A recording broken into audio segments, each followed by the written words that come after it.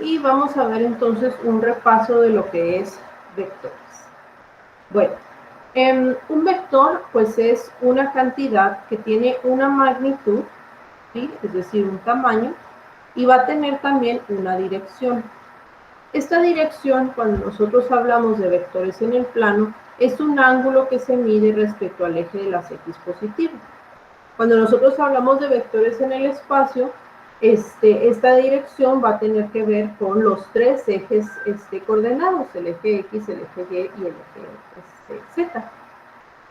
Ahora, los vectores, como ya dijimos, pues van a tener estas dos cualidades, ¿no? La magnitud y la dirección. Para representar un vector algebraicamente vamos a tener distintas opciones. Lo podemos representar, es un vector en el espacio, ¿verdad?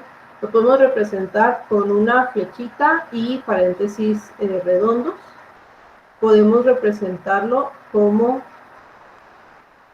con paréntesis triangulares, o podemos representarlo en términos de las componentes I, J y K. ¿Sí? Entonces, si nosotros hablamos de un vector en el espacio, pues estamos hablando de un vector de posición, es decir, es un vector que inicia en el origen y termina en el punto B1, B2, B3. Y este vector se puede representar de cualquiera de estas tres formas. ¿Vale? Ahora, ya dijimos que los vectores pues van a tener dos características, que son la magnitud y la dirección. ¿Cómo se calcula la magnitud de un vector? Para ello, lo podemos plantear a partir de un vector en el plano. Si nosotros tenemos este vector que tiene componentes A, B, ¿sí? O sea, este es el punto A, B y el vector va del origen hasta este punto. Entonces quiere decir que en X pues tenemos la coordenada A y en Y tenemos la coordenada B. Si nosotros hacemos un triángulo con esto, entonces sabemos que este cateto mide A y este cateto mide B. Entonces, la hipotenusa, que vendría siendo la magnitud del vector, pues se calcula a partir del teorema de Pitágoras. La magnitud del vector va a ser la raíz de la suma del cuadrado de sus componentes. Y esto se va a traducir también a un vector en tercera dimensión. Si nosotros tenemos un vector que tiene tres componentes i, j, k, entonces su magnitud va a ser la suma del cuadrado de sus componentes. ¿Okay? ¿Y qué de la dirección?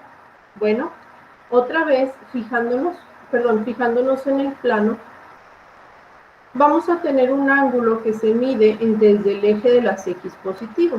Ese ángulo es el que nos va a dar la posición relativa del vector. ¿Relativa a qué? Pues al eje de las x positivo, ¿sí?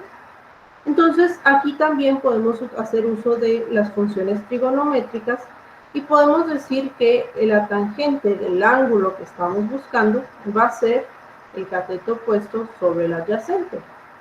En otras palabras, la dirección del vector pues es A por tangente de la componente J sobre la componente Y. O la componente Y sobre la componente X, como le quieran decir. Luego, cuando hablamos nosotros de vectores en el espacio, les comentaba yo que su posición o su dirección ya no va a estar dada por un solo ángulo. Vamos a tener nosotros este vector, ¿no? Que tiene componentes B1, B2, B3. Estas componentes B1, B2 y B3 corresponden a los vectores unitarios en la dirección de cada uno de los ejes. Sobre el eje X positivo hay un vector unitario que se llama Y. Sobre el eje Y positivo hay un vector unitario que se llama J. Y sobre el eje Z positivo hay un vector unitario que se llama K. Estos vectores son unitarios porque su magnitud es 1. De hecho, sus componentes serían 1,0,0, 0,1,0 y 0,0,1. ¿Okay? Entonces, cuando nosotros hablamos de un vector expresado en términos de las componentes IJK, pues estamos hablando de estos vectores unitarios. ¿Okay? Ahora, ya dijimos que la magnitud del vector pues se calcula como la suma del cuadrado de sus componentes. Pero ¿qué sucede con la dirección? Aquí no puedo yo medir un solo ángulo, como en el plano, porque pues, puedo tener yo un ángulo o puedo tener yo la dirección respecto al eje de las X positivas, pero eso en realidad no me indica dónde está el vector, porque todavía me falta posicionarlo respecto a los otros dos ejes, ¿sí? Para ello, vamos a tener algo que se llaman ángulos directores.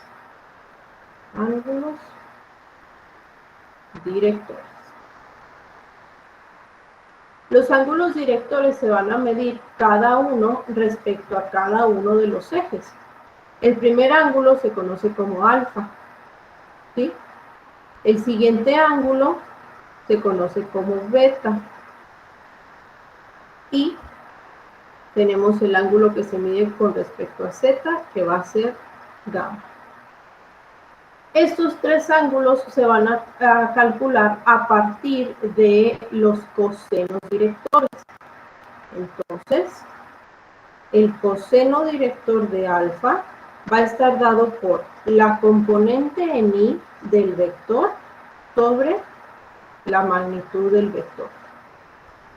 El coseno director de beta va a estar dado por la componente j del vector entre la magnitud del vector.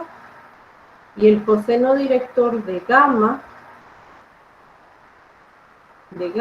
va a estar dado por la componente z del vector entre la magnitud del mismo. ¿Okay? Entonces, por ejemplo, si nosotros tenemos el siguiente vector, que sea 3,2, menos 1, pues podemos calcular nosotros su magnitud, que sería 9 más 4 más 1, y esto va a ser raíz de 14. ¿Sí? Y para calcular sus ángulos directores, pues planteamos los cosenos directores. El coseno de alfa sería la componente i del vector sobre la magnitud. El coseno de beta sería la componente j del vector entre su magnitud. Y el coseno de gamma, pues va a ser la componente k del vector sobre la magnitud. Para calcular cada uno de los ángulos, pues usamos coseno inverso. Entonces tendríamos el coseno inverso de esto, nos va a dar, aquí,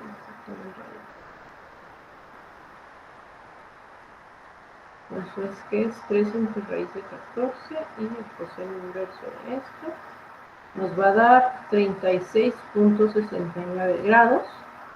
Para beta vamos a tener 2 entre raíz de 14, y el coseno inverso de eso sería 57.68 grados.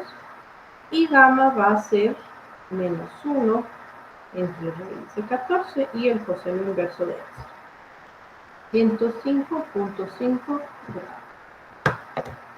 ¿Sí? Entonces, eso nos indica la posición de nuestro vector relativa a cada uno de los ejes positivos.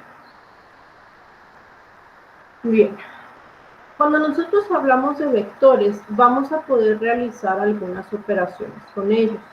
La primera operación es la multiplicación por escalar. Multiplicación por escalar. Un escalar es un número, ¿sí? En este caso vamos a considerar números que sean reales. También pueden ser números complejos, por eso aquí lo estoy especificando, ¿sí? Si nosotros tenemos entonces un vector que tenga componentes B1, B2 y B3, y este vector lo multiplicamos por el escalar K, lo único que va a suceder es que cada una de sus componentes se va a multiplicar por el escalar, ¿sí? Entonces, pues básicamente nada más tendríamos que hacer la multiplicación de cada uno de ellos. Gráficamente, nosotros podemos ver esta multiplicación por un escalar como una modificación al vector. Vamos a tener los ejes. Bueno, lo voy a poner en el plano para que me salen mejor los dibujos. Se alcanza a ver mejor. Vamos a tener aquí. ¿Sí? Y vamos a suponer que tenemos nosotros un vector V. Entonces, cuando nosotros multipliquemos por un escalar que sea mayor a 1, lo que va a suceder con el vector es que su magnitud va a aumentar un factor k. O sea, básicamente esto va a crecer k veces. ¿Sí? Cuando nosotros multipliquemos por un escalar que esté entre 0 y 1, o sea, que siga siendo positivo, pero que sea una fracción, que esté entre 0 y 1, entonces lo que va a suceder con el vector es que va a decrecer un factor k. Entonces, básicamente, pues el vector va a encoger, ¿sí? Y cuando nosotros multipliquemos por un escalar que sea negativo, entonces el vector va a cambiar de dirección. Puede que cambie de dirección y sea más grande, puede que cambie de dirección y sea más pequeño, pero va a cambiar de dirección 180 grados, ¿sí? O sea, en dirección completamente contraria. ¿Sí? Otra de las operaciones que podemos realizar con los vectores es la suma o la resta. Al final es la misma operación, la diferencia es cuando restamos, pues estamos restando, ¿no? O sea, estamos multiplicando por un menos 1. Si nosotros tenemos dos vectores, por ejemplo, de 1, de 2, de 3, y un vector 1, U2, U3, ¿sí? Si nosotros nos vamos a sumar, entonces el resultado de esta suma va a ser un nuevo vector cuyas componentes sean la suma de las componentes de los dos vectores originales.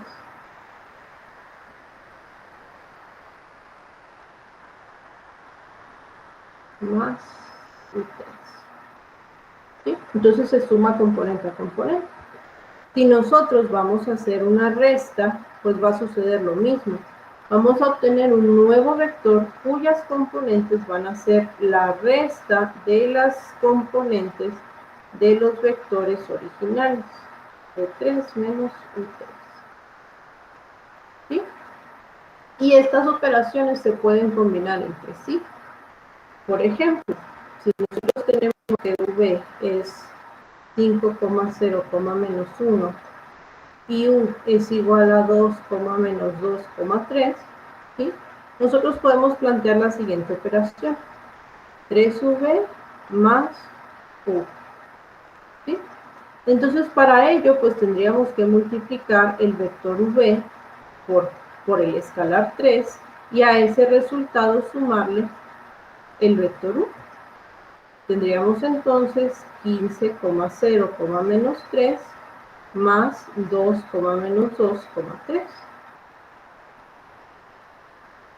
Esto sería entonces, sumando componente a componente, pues 15 más 2 va a ser 17, 0 menos 2 es menos 2, y menos 3 más 3 va a ser 0. Entonces, este es el nuevo vector. Sigue siendo un vector de tercera dimensión, o sea, con 3 componentes, pero pues es un nuevo vector. ¿Vale? ¿Preguntas o comentarios? Maestra, no entendí por qué puso un 3 al principio. Ah, pues porque aquí nos están pidiendo que el vector, o sea, que la operación sea 3 veces V más el vector U. Ok, gracias. ¿Sí? Ahí depende pues de la operación que se esté indicando, ¿no? O sea, en este caso se multiplica por 3 y luego se suma con el otro vector. No necesariamente tiene que ser ese número y no necesariamente tiene que ser esa operación. ¿Vale? ¿Alguna otra pregunta? Existen algunos vectores que son vectores especiales, como ya les mencioné ahorita algunos, que se conocen como vectores unitarios. unitarios. Un vector unitario es aquel cuya magnitud es 1. Los vectores unitarios más comunes o los más utilizados pues son los vectores I, J y K, que ya dijimos que tienen componentes 1,0,0, 0,1,0 y 0,0,1. ¿Sí? Pero nosotros podemos construir otros vectores unitarios a partir de un vector que sea. Si nosotros tenemos, por ejemplo, el vector 3,0,-1, ¿sí? Si calculamos nosotros su magnitud, pues vamos a tener que esto va a ser raíz de 9 más 1, que es raíz de 10. Evidentemente, pues esta magnitud no es igual a 1, ¿sí? El vector no es unitario. Pero yo puedo construir un nuevo vector que sí sea unitario y va a tener la misma dirección del vector v. Y este vector unitario también se le llama vector normalizado, ¿sí? Y lo que hacemos es tomar cada componente de v y dividirla entre su magnitud. 0j menos 1 sobre raíz de 10. ¿Sí?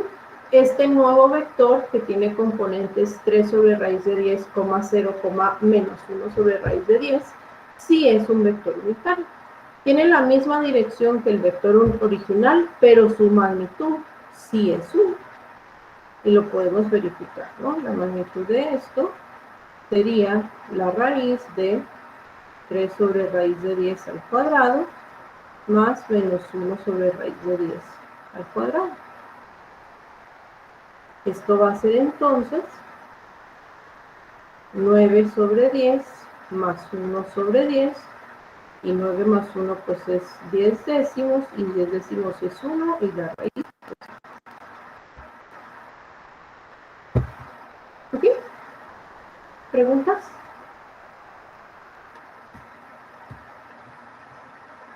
¿No? Muy bien.